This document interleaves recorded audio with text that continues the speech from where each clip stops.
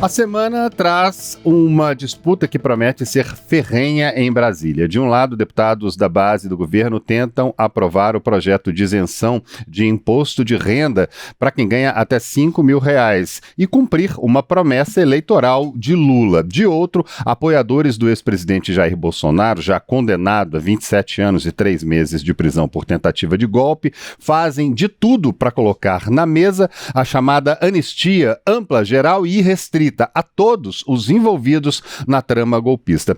Levi, a reunião em que vai ser decidida a pauta de votações desta semana acontece ainda hoje, né? O que dá para esperar? Qual que é a expectativa por aí em Brasília para essa pauta, hein? Pois é, André, está marcada para agora, inclusive, às 10 da manhã, essa reunião de líderes da Câmara na residência oficial do presidente da Casa, né, o deputado Hugo Motta, para definir a pauta de votações desta semana. É uma reunião que acontece sempre às terças-feiras, já é uma reunião de rotina dos deputados, mas a de hoje traz esse componente, né, diferente, esse cabo de guerra praticamente que a gente tem visto entre governistas e a oposição ali no Congresso Nacional e mais ainda na Câmara. Porque a gente tem governo e oposição com reivindicações muito claras ao Hugo Motta.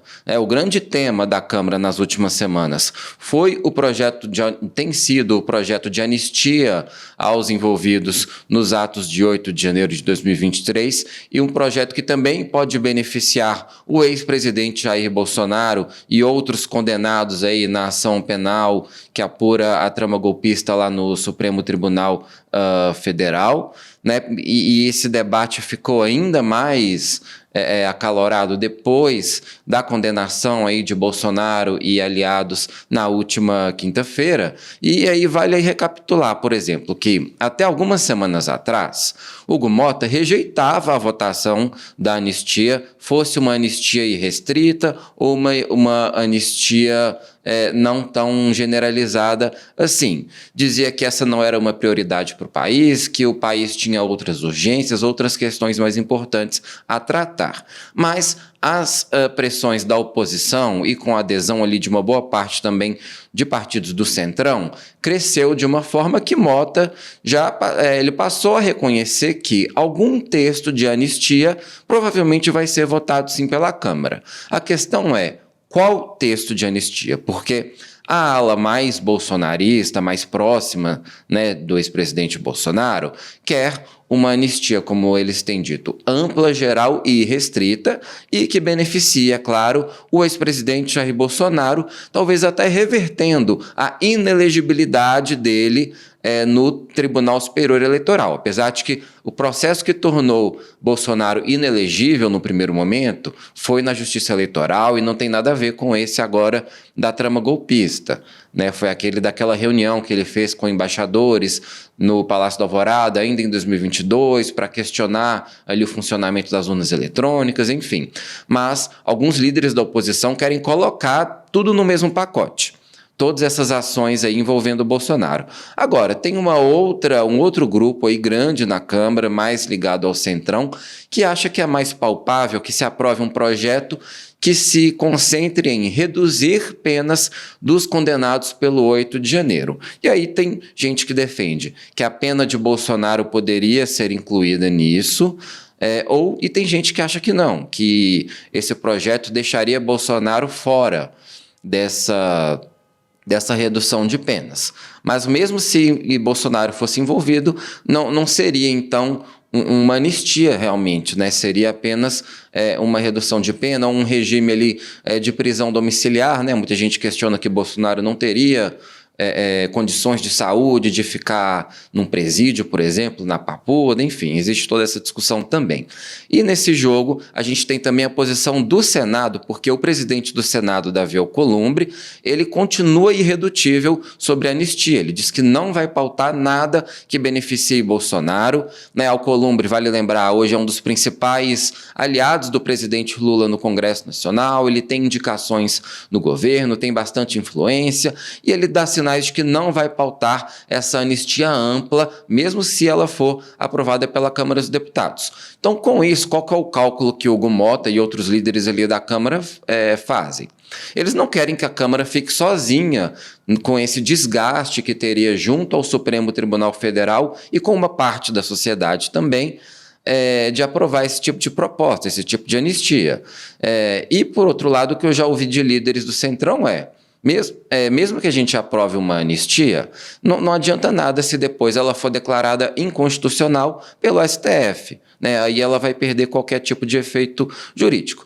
Então, o que muitos defendem é que haja ali algum tipo de acordo com o Senado, né, com Alcolumbre e até mesmo com ministros do Supremo para aprovar um texto de anistia que seja, no fim das contas, chancelado por todo o Congresso Nacional, né, pela maioria do Congresso Nacional, e também que não seja depois declarado inconstitucional pelo STF. Então tem todo esse cálculo político, apesar disso não agradar a ala mais bolsonarista, né, ali do Congresso, que quer a anistia que beneficie Bolsonaro. E no meio disso tudo tem a posição do governo, que tem pressa para votar esse projeto que amplia a faixa de isenção do imposto de renda, né, porque o governo acredita que essa pauta precisa ser aprovada até o final deste mês de setembro, né, porque ele teria depois um prazo burocrático para que ela seja realmente implementada a partir de janeiro de 2026 e que aí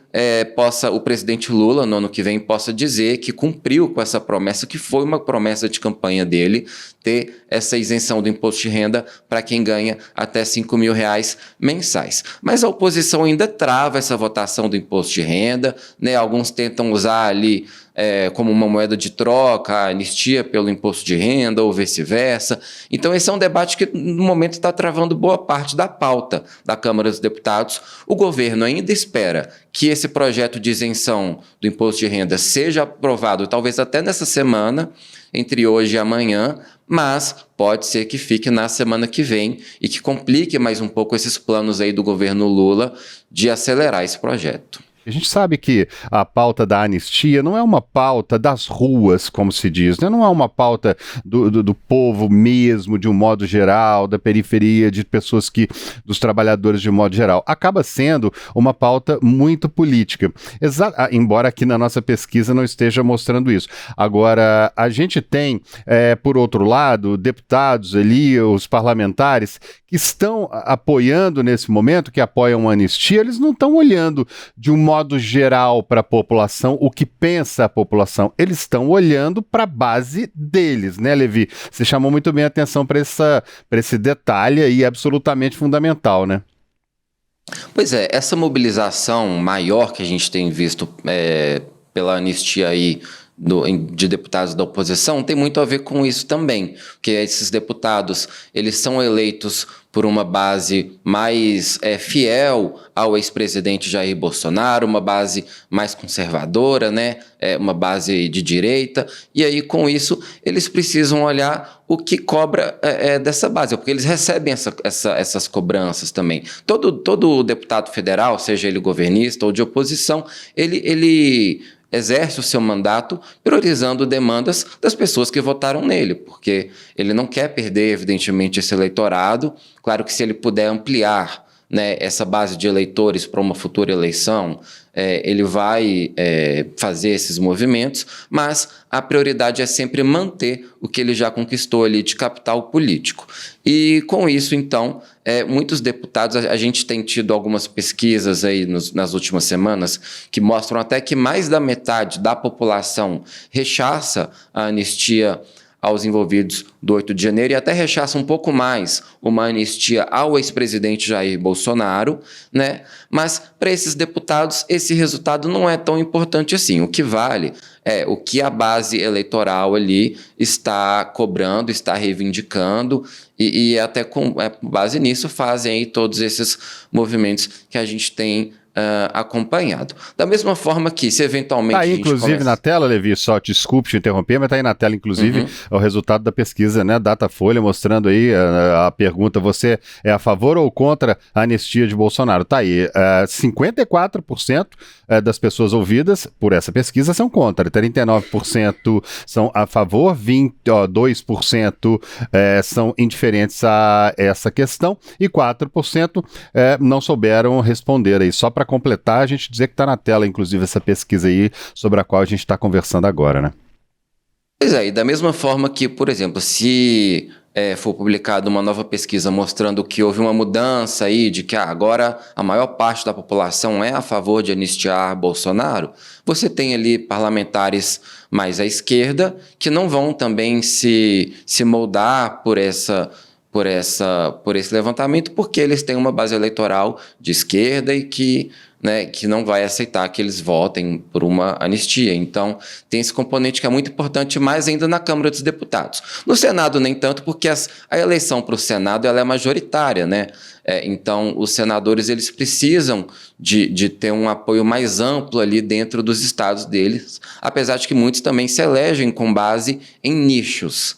Mas na Câmara dos Deputados isso é muito mais flagrante. Ô, Levi, um outro nome que se destaca muito nessa história toda, inclusive como forte candidato ao Palácio do Planalto no ano que vem, é o governador de São Paulo, né, Tarcísio Gomes de Freitas. Ele iria ontem a Brasília, aí até Brasília, tentar novas articulações para o projeto de anistia avançar. Só que ele desistiu da viagem, mas ainda há uma enorme expectativa de uma participação mais firme dele em todo esse processo. Ele que já chegou a falar até em ditadura do judiciário no Brasil. Antes mesmo da possibilidade de ser realmente um candidato, ele já partiu disparando ali contra a justiça brasileira, possivelmente até anunciando possíveis comportamentos se vier a ocupar o cargo de presidente da República nas eleições do ano que vem, né, Levi?